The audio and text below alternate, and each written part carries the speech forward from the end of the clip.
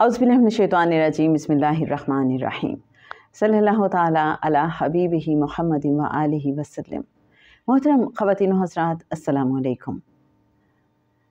जैसे कि आप जानते हैं, इत्तिसालुन नबी सल्लल्लाहु अलैहि वसल्लम के हवाले से हमारा लाइव सेशन होता है एवरी थर्सडे रात 9 बजे, जिसे आप सब ज्वाइन कर सकते हैं। हज़रत सालेह अलैहिस्सलाम का किस्सा आजकल हम उसमें आपके साथ शेयर कर रहे हैं, जिसमें आप सब भी अपना हासिल तफक्कुर हमारे साथ शेयर करते हैं और आप सब से भी हमें सीखने का मौका मिलता है। जैसे कि आप जानते हैं कि इस बार ख़ास तौर पे जो बात हुई वो आवाज़ों की और फ्रीक्वेंसी और वेव लेंथ के हवाले से थी, क्योंकि कौमी समूद पे जो अज़ाब आया था वो चीख का या चिंगाड़ का अज़ाब था। तो ये चीख और चिंगाड़ काम किस तरह से कर रही होती है, वो क्या फ्रीक्वेंसीज होती हैं, वो क्या वेव लेंथ होती है कि जिसकी वजह से कोई भी आवाज़ काबिल बर्दाश्त नहीं रहती, ये हमने उसमें जाना था। और उसमें आप सब ने फिर बड़ी मज़े की गुफ्तगू भी की, जहाँ हमें फ्रीक्वेंसीज़ जो मुख्तलिफ़ तरह की हैं उनके बारे में जानने का मौका मिला। जैसे अगर हम देखें कि इंसान के लिए 20 से 20,000 हर्ट्ज़ तक की जो आवाज़ है वो काबिल समात होती है, और अगर इसको डेसिबल्स में देखें तो 0 से 120 या 130 तक की आमतौर पे जो रेंज है उसको काबिल समात कहा जाता है। इससे जो ऊपर की आवाज़ें हैं वो भी इंसान नहीं सुन सकता, वो उसके लिए काबिल बर्दाश्त नहीं रहती या उसे सुनाई ही नहीं देती। और उससे जो कम है 20 हर्ट्ज़ से कम वाली जो आवाज़ें हैं वो भी इंसान नहीं सुन सकता है। हम इंसान की बात कर रहे हैं, राइट। लेकिन जो बाकी बहुत से जानदार हैं, ऑब्वियसली उनकी जो कुव्वते समात की रेंज है वो डिफरेंट है हर एक की।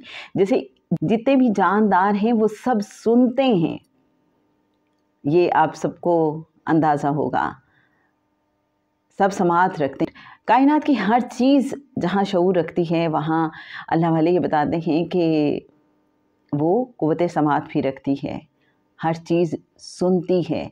हाँ, हर एक की फ्रीक्वेंसीज़ डिफरेंट हैं। जैसे कहा जाता है कि हाथी जो है वो बहुत कम डेसिबल पे भी सुन लेता है और उसके बहुत बड़े बड़े कान होते हैं।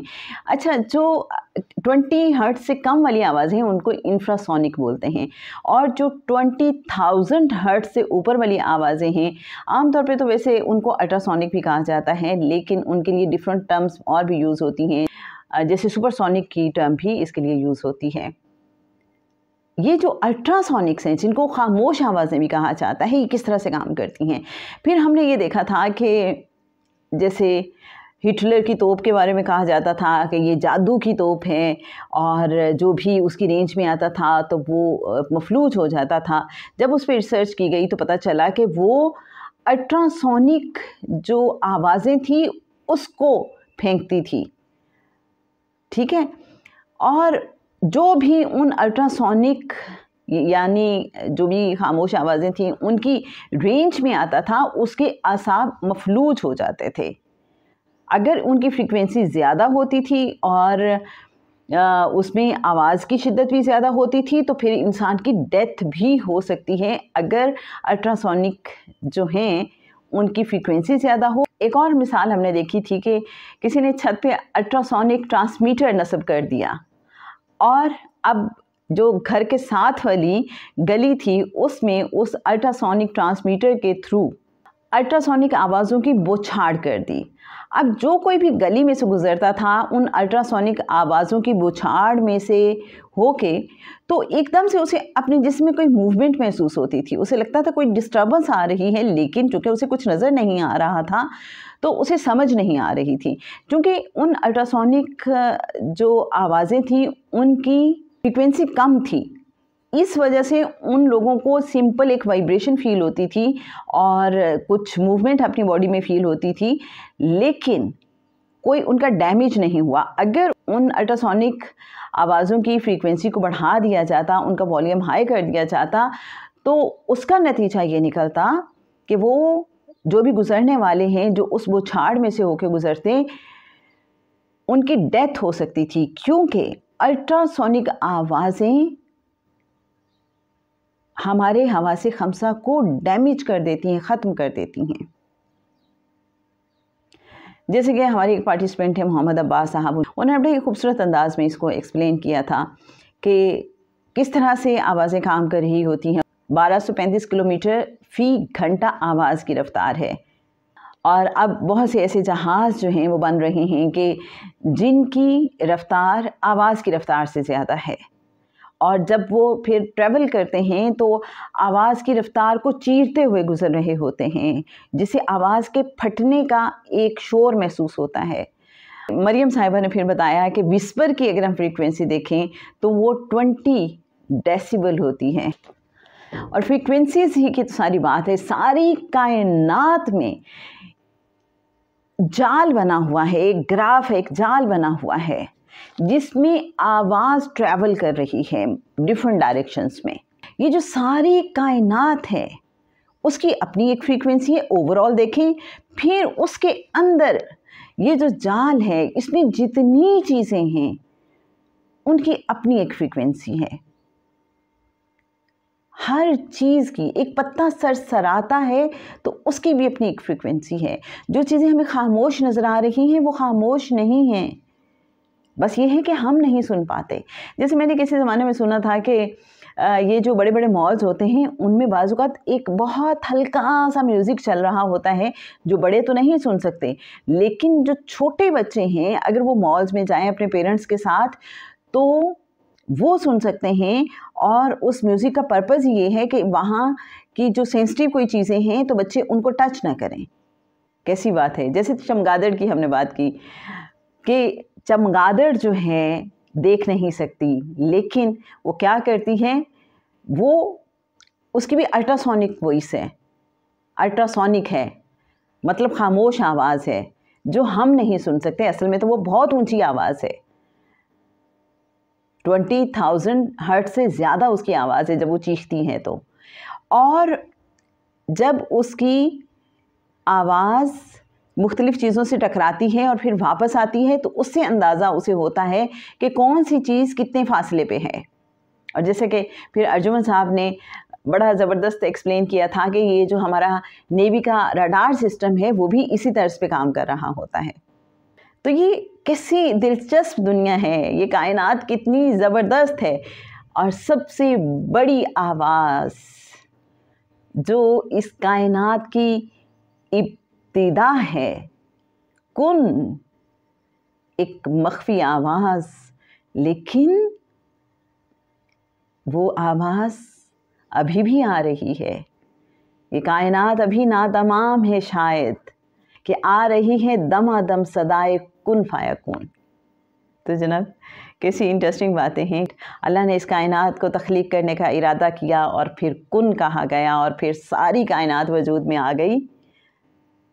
तो कुन क्या है, वो भी तो एक आवाज़ है ना, जहाँ से कायनात की इब्तिदा हुई है, वो आवाज़ भी तो मौजूद है। ये आवाज़ों की दुनिया बड़ी ज़बरदस्त है। जैसे अज़ल से अबद तक की आवाज़ें इस कायनात में मौजूद हैं। अगर इंसान इसको सोचना शुरू करे तो पता चलता है कि आवाज़ों की भी अपनी एक कायनात है। जैसे रेडियो की दुनिया होती है ना, वो आवाज़ की दुनिया होती है। तो मुझे तो यही लगता है कि आवाज़ों की भी अपनी एक कायनात है, अपना एक ज़माना है। हम सोचें हमारी पहली आवाज़ कौन सी थी जब हम इस दुनिया में आए। वो सारी हमारी आवाज़ें कहीं ना कहीं मौजूद हैं। इसी वो जो ताना बाना है आवाज़ों का, वो जो जाल है, वो जो ग्राफ है, ये सिर्फ प्रेजेंट मोमेंट की बात नहीं है, ये तो अज़ल से अबद तक की कहानी है।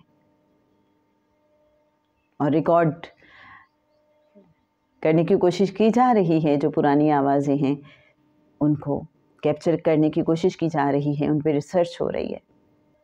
और तुम अल्लाह की कौन कौन सी नेमतों को झुठलाओगे। और अल्लाह ने निशानियाँ रखी हैं हर चीज़ में, हर चीज़ में। क्या हमारे लिए तफक्कुर और तदब्बुर के लिए यही काफ़ी नहीं है कि आवाज़ कैसे काम करती है। ये जो फ्रीक्वेंसीज़ हैं, हर चीज़ की मुख्तलिफ फ्रीक्वेंसी।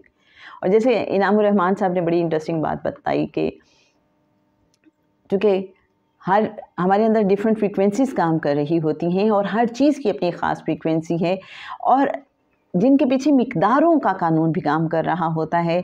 और जब फ्रीक्वेंसीज डिस्टर्ब होती हैं, जब मिक़दारें डिस्टर्ब हो जाती हैं तो इंसान डिस्टर्ब हो जाता है, इंसान बीमार हो जाता है। तो मुझे याद आया, अभी कुछ दिन पहले हम एक होम्योपैथिक डॉक्टर के पास बैठे हुए थे, तो मैं एकदम से इनामुर रहमान साहब की बात सुन के चौंक गई, क्योंकि वो जो होम्योपैथिक डॉक्टर साहब थे तो वो बात कर रहे थे कि ये जो मेडिसिन है ये भी फ्रीक्वेंसीज़ पे चलती है, फ्रीक्वेंसीज़ को एडजस्ट किया जाता है ना। इंटरेस्टिंग।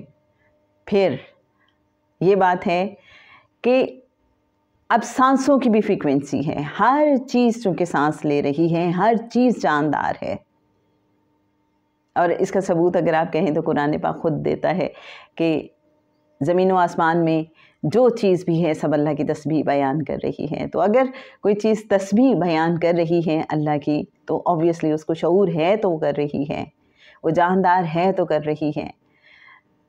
अच्छा जनाब, तो ये जो हमें पहाड़ नज़र आते हैं बज़ाहिर बेजान, तो ये भी सांस लेते हैं। तो जैसे कि इनामुर रहमान साहब ने बताया कि अगर हम सांसों की उस फ्रीक्वेंसी को जान लें कि हर एक की सांस की फ्रीक्वेंसी क्या है, कि हर एक जो चीज़ है, एक जो पौधा है वो कितने मिनट में एक सांस लेता है, ये जो पहाड़ है ये कितने मिनट में एक सांस लेता है, ये एक जानवर है वो कितने मिनट में एक सांस लेता है, अगर हम उस फ्रीक्वेंसी पे सांस लेना शुरू कर दें, जैसे पहाड़ के बारे में आमतौर पे कहा जाता है 15 या 16 मिनट में वो एक सांस लेता है, राइट। तो अगर हम ये प्रैक्टिस कर लें कि हम भी 15 मिनट के बाद या 16 मिनट के बाद एक सांस लें, तो हम पहाड़ की फ्रीक्वेंसी पे आ जाएंगे और हम उससे बात कर सकेंगे, उसकी बात को सुन सकेंगे। जनाब भी मैं नहीं कहती, ये अहले बातिन बताते हैं, हर एक की अपनी एक फ्रीक्वेंसी है। अच्छा, आपने ये देखा कि कुरान पाक गधे की आवाज़ को नापसंद करता है, बहुत ऊंची करख्त करी आवाज़ होने की वजह से। ऐसा है, क्या वजह है? जो करख्त आवाज़ है वो हमेशा नापसंद की जाएगी, लेकिन सॉफ्ट आवाज़ को हमेशा पसंद किया जाएगा। हमें धीमे लहजे में बात करने की, पस्त लहजा रखने की तलकीन की गई है। क्या वजह है, कभी गौर किया आपने? अब ये देखिए कि जो अल्लाह वाले होते हैं, जो इरफान वाले होते हैं, वो बहुत धीमी, मध्यम, मीठे लहजे में बात करते हैं।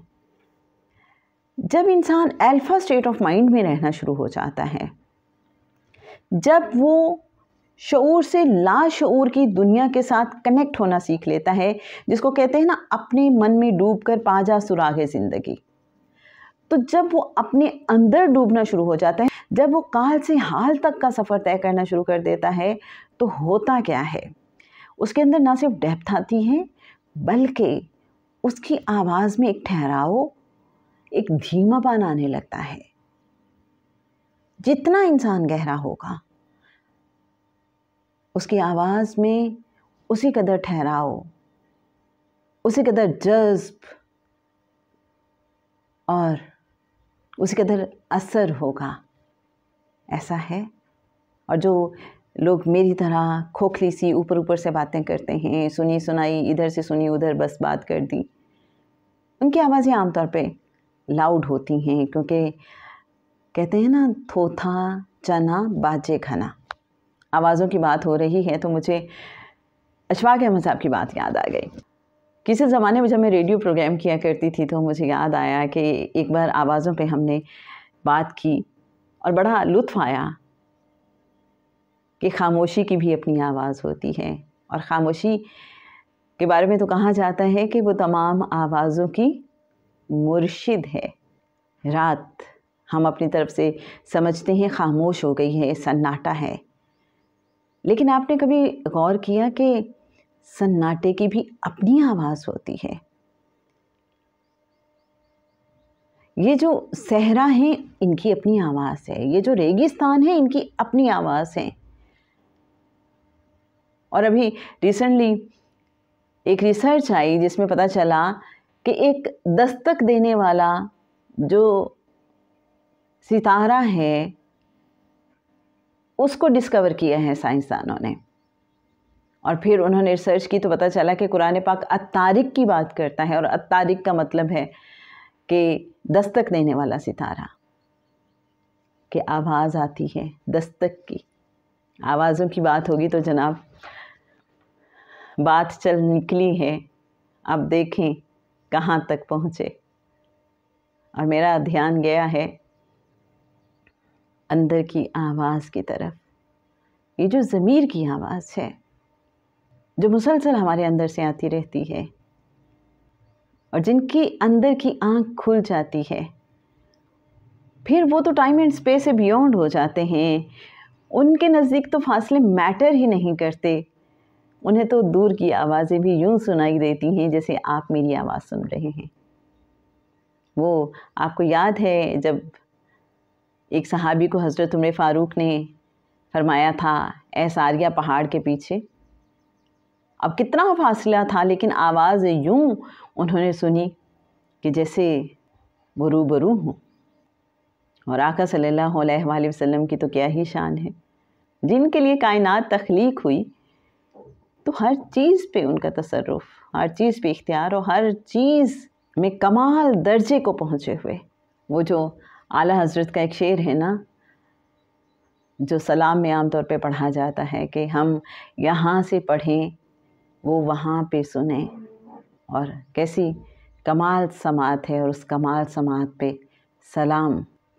آقا کی تو کیا ہی بات کی جائے، ہم تو سمجھ ہی نہیں سکتے آپ صلی اللہ علیہ وآلہ وسلم کا جو مقام ہے، اور جو آپ صلی اللہ علیہ وآلہ وسلم کے اوصاف ہیں، جو خصائل ہیں، ہم تو تصور بھی نہیں کر سکتے ان کا، نہ ہماری وہ فہم و فراست، نہ سمجھ، نہ عقل۔ ایک عام انسان کیسے سمجھ سکتا ہے؟ تو جناب آواز، آپ کو بھی کبھی اپنے اندر کی آواز سنائی دی؟ کوئی کہتا ہے کہ یہ کام نہ کرو اور یہ کر لو، اور کبھی ایسا ہوا کہ ایک تو ہے فیل ہونا، اور ایک ہے کلیئرلی سنائی دینا۔ مجھے یاد آتا ہے ایک روز اپنے مرشد صاحب سید سرفراز احمد شاہ صاحب سے ہم نے پوچھا کہ یہ سائفرڈ لینگویج کیا ہوتی ہے؟ انہوں نے فرمایا کہ جس میں اولیاء اللہ ایک دوسرے سے بات کر رہے ہوتے ہیں، اور پھر ہم نے اس کو یوں سمجھا کہ جیسے خواب میں بعض اوقات ہونٹ ہلتے ہوئے نظر نہیں آتے، اور بعض اوقات زبان بھی وہ بولی جا رہی ہوتی ہے جسے ہم آشنا نہیں ہوتے، لیکن بات یوں کمیونیکیٹ ہو رہی ہوتی ہے اور یوں سمجھ آ رہی ہوتی ہے کہ جیسے وہ ہماری اپنی ہی زبان میں ہو، کوئی الفاظ نہیں ہے لیکن ساری کمیونیکیشن ہو رہی ہوتی ہے۔ تو جناب یہ سائفرڈ لینگویج بھی ہوتی ہے جس میں باتیں ہوتی ہیں، اور ضمیر کی آواز جس کو اور بھی بہت سے نام دیے جاتے ہیں، صوت سرمدی بھی کہا جاتا ہے۔ جب انسان اللہ سے بہت قریب ہونا شروع ہو جاتا ہے تو پھر یہ آواز محض فیلنگ نہیں رہتی، آواز بن جاتی ہے، سنائی دیتی ہے۔ ہو سکتا ہے آپ میں سے کتنے ایسے ہوں کہ جو یہ ایکسپیرینس کرتے رہتے ہوں۔ اب یہ ساری بات کرنے کا مقصد کیا تھا؟ جو قوم سمود تھی ان کو چنگھاڑ کا عذاب آیا اور وہ اپنے گھروں میں مردہ پائے گئے۔ کیا تھا یہ؟ ہم نے دیکھا آواز کیسے کام کرتی ہے، اور آواز جب برداشت سے زیادہ ہو جائے گی تو وہ ہمارے حواس خمسہ کو ڈیمیج کر دے گی۔ جیسے محمد عباس صاحب نے اس میں بتایا تھا کہ شریانیں پھر ہماری خون کی پھٹ جائیں گی اور ختم۔ انسان ڈرتا ہی نہیں اللہ سے، سوچتا ہی نہیں۔ ہم سمجھتے ہیں کہ ہم جیسی زبردست زندگی گزار رہے ہیں، بڑی پرفیکٹ لائف ہے، اس میں کبھی کوئی تنزل آ ہی نہیں سکتا، لیکن اللہ بتاتا ہے کہ وہ ایک نینو سیکنڈ میں کائنات کو الٹ سے پلٹ کر سکتا ہے۔ اس کے لیے کچھ مشکل نہیں۔ اور جو لوگ پھر یہ کہتے ہیں کہ لے آ وہ عذاب جس سے تو ہمیں ڈراتا ہے، تو جو قوم اپنے پیغمبروں سے یہ کہے، جو خود یوں سرکشی میں آ کے عذاب کو دعوت دے، تو پھر اس کے ساتھ کیا سلوک ہوتا ہے، ہم نے قوم سمود کے ریفرنس سے دیکھا۔ اور ہم نے یہ دیکھا کہ جو قوم مسلسل نافرمانی پہ ڈٹی رہتی ہے، سرکشی پہ ڈٹی رہتی ہے، خود نمائی میں رہتی ہے، اپنی میں پھنسی رہتی ہے، جو ساری کائنات میں جو اس سے نعمتیں عطا کی گئی ہیں اس کو اپنے زور بازو کا حاصل سمجھتی ہے اور کمال سمجھتی ہے اور مسبب الاسباب کو بھول جاتی ہے، تو اللہ پھر اسے بتاتا ہے کہ لو دیکھ لو اپنا اختیار، اب اپنا زور بازو آزما لو، بچ سکتے ہو تو بچ جاؤ۔ پھر ہم نے یہ بھی دیکھا کہ غزوہ تبوک کے موقع پر جب آپ صلی اللہ علیہ وآلہ وسلم کا ہجر سے گزر ہوا تھا اور صحابہ کرام نے وہاں کے کنویں سے جب پانی بھرا اور آٹا گوندھ کر روٹیاں تیار کرنے لگے، تو آپ صلی اللہ علیہ وآلہ وسلم نے فرمایا پانی گرا دو، ہانڈیاں اوندھی کر دو اور آٹا بیکار کر دو۔ اور آپ صلی اللہ علیہ وآلہ وسلم نے فرمایا تھا یہ وہی بستی تھی کہ جہاں پر عذاب ہوا تھا، یہاں سٹے مت کرو، یہاں کی کسی چیز سے فائدہ نہ اٹھاؤ اور یہاں سے آگے بڑھ جاؤ، ایسا نہ ہو کہ تم بھی اسی بلا میں مبتلا ہو جاؤ۔ تو سمجھ ہی آتی ہے کہ جہاں عذاب کبھی بھی ہوا ہو وہاں سے گزر جانا ہے تیزی سے، وہاں ٹھہرنا نہیں ہے، وہاں کی کسی چیز سے فائدہ نہیں اٹھانا اور اللہ سے پناہ مانگنی ہے۔ اور اس میں ایک اور میسیج ہے کہ وہ لوگ جنہیں ہم کچھ ایسی چیزوں میں مبتلا دیکھتے ہیں، جو ایسی چیزوں میں پھنسے ہوئے ہیں، جو عذاب الہی کی طرف انہیں لیڈ کر رہی ہیں، تو ہمیں ان سے بھی تھوڑا بچا کے رہنا ہے۔ اور حضرت صالح علیہ السلام کے قصے سے ہمیں یہ بھی سمجھ آتی ہے کہ جب کوئی قوم مسلسل اللہ کی نافرمانی کرتی ہے، ناشکری کرتی ہے، سرکشی کرتی ہے اور سب کچھ دنیا کو ہی سمجھ لیتی ہے، آخرت کا انکار کر دیتی ہے، اپنے آپ کو سدھارتی نہیں، معافی اور توبہ کی طرف نہیں آتی اور پیغمبروں کی تکذیب کرتی ہے، مذاق اڑاتی ہے، تو ایک طرح سے وہ اللہ کے جلال کو دعوت دے رہی ہوتی ہے۔ اسے ہمیں یہ بھی سمجھ آتی ہے کہ ہم نے اپنے آس پاس دیکھنا ہے کہ جو اللہ کے دین کی طرف بلانے والے ہیں، ہمارا ان کی طرف کیا رویہ ہے، ہم ان کی بات پہ کتنا کان دھرتے ہیں اور ہم اللہ کی طرف کتنا رجوع کرتے ہیں۔ کہیں ہمارے اندر تو کوئی سموت نہیں چھپا ہوا، ہم نے اس بات کا جائزہ لینا ہے۔ پھر ہمیں یہ بھی سمجھ آتی ہے کہ ہمیشہ جو ایمان والے ہیں، جو حق والے ہیں، ان کی تعداد کم ہی رہی ہے۔ پیغمبر بہت کوشش کرتے رہے لیکن باطل ہمیشہ زور آور رہا، بظاہر یہی لگتا رہا اور یوں لگا کہ جیسے حق کی راہ پہ چلنے والے لوگ بہت کم ہیں، جیسے ہم حضرت نوح علیہ السلام کے قصے میں دیکھتے ہیں، حضرت ہود علیہ السلام کے قصے میں دیکھتے ہیں اور حضرت صالح علیہ السلام کے قصے میں دیکھتے ہیں کہ جب عذاب آیا ہے تو پتہ چلا کہ کوئی 1500 گھرانوں پہ جو مشتمل لوگ تھے وہ عذاب الہی کا شکار ہو گئے اور صرف 120 ایسے لوگ تھے جو حضرت صالح علیہ السلام کے فالوورز تھے، وہ بچ گئے۔ اتنی تھوڑی سی تعداد، اس سے سمجھ آتی ہے کہ وہ ایک چھوٹا سا خطہ تھا۔ جیسے کہ ہم نے کچھ ایپیسوڈز قبل آپ سے یہ شیئر بھی کیا تھا کہ حضرت صالح علیہ السلام اس عذاب الہی کے بعد وہاں سے ہجرت کر کے فلسطین چلے گئے تھے، ملک شام چلے گئے تھے اور اس کے بعد وہ مکہ مکرمہ چلے گئے تھے اور وہیں پہ پھر ان کا وصال ہوا تھا۔ اب فائنلی 2 باتیں ذہن میں آ رہی ہیں۔ ایک تو یہ کہ جیسے مریم صاحبہ نے بات کی تھی اس میں کہ یہ جو نیچر ہے اس کی اپنی ایک فریکوینسی ہے۔ اگر ہم کائنات کی خوبصورتی کو محسوس کرنا چاہتے ہیں تو اس نیچر کی فریکوینسی پہ آ جائیں جو بہت سودنگ ہے۔ تو جو لوگ اطمینان پانا چاہتے ہیں اور جو لوگ ریلیکس ہونا چاہ رہے ہوتے ہیں پھر وہ اس فریکوینسی پہ جاتے ہیں۔ اگلی بات جس پہ ہم کنکلوڈ کریں گے کہ یہ جو ساری کائنات ہے، چونکہ یہ ایک شعور رکھتی ہے، اس کا اپنا ایک شعور ہے. یہ جو زمین ہے یہ بھی شعور رکھتی ہے اور یہ بھی چاہتی ہے کہ اس زمین پہ جو چلنے والے ہیں، جو سانس لینے والے ہیں، وہ فساد کرنے والے نہ ہوں، وہ ظلم کرنے والے نہ ہوں، وہ سرکش نہ ہوں. پہلے باتیں بتاتے ہیں، جب زمین پہ اللہ کے حکم کے برعکس ایکٹیویٹیز ہونے لگتی ہیں تو یہ زمین احتجاج کرتی ہے. جب زمین پہ برائیاں بہت بڑھ جاتی ہیں، پیغمبروں کی تکذیب ہوتی رہتی ہے، لوگ معافی اور توبہ کی طرف نہیں آتے، اللہ کے پیغام پہ توجہ نہیں دیتے، کان نہیں دھرتے، اپنی اصلاح نہیں کرتے، تو پھر اللہ کا حکم آ کے رہتا ہے. اب وہ کسی بھی فارم میں آئے، اللہ بتاتا ہے. آپ یہ دیکھیے کہ مختلف قوموں پہ مختلف طرح کا عذاب آیا. اس سے پہلے ہم دیکھ رہے تھے قوم عاد پہ جیسے آندھی اور طوفان کا عذاب آیا، قوم سمود پہ چنگھاڑ کا آیا، قوم نوح پہ کیسے پانی کا سیلاب آیا.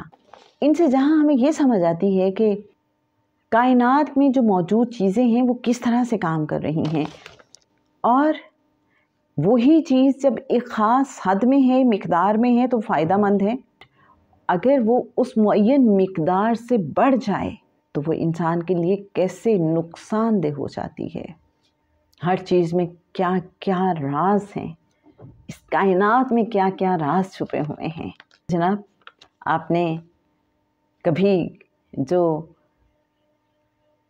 قوم سمود اور حضرت صالح علیہ السلام کا یہ جو قصہ ہے، اس کو اس اینگل سے پہلے دیکھا؟ کیا ہم نے اس کو سمجھنے کی کوشش کی؟ خواجہ شمس الدین عظیمی صاحب نے جب یہ کتاب لکھی ہے تو انہوں نے آقا صلی اللہ علیہ وآلہ وسلم کی بارگاہ اقدس میں ریکویسٹ کی تھی، اور قرآن پاک کے ان قصوں کو انہوں نے اس طرح سے بیان کیا ہے کہ ہم اس کے پیچھے جو راز ہیں، حکمتیں ہیں، فارمولے ہیں، وہ سمجھ سکیں، اور ہم وہی سمجھنے کی کوشش کر رہے ہیں.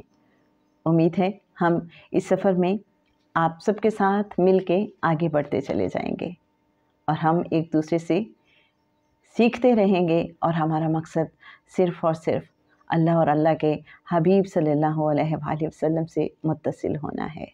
اللہم صلی علی سیدنا و مولانا محمد معدن الجود والکرم وعلی آلہ وبارک وسلم.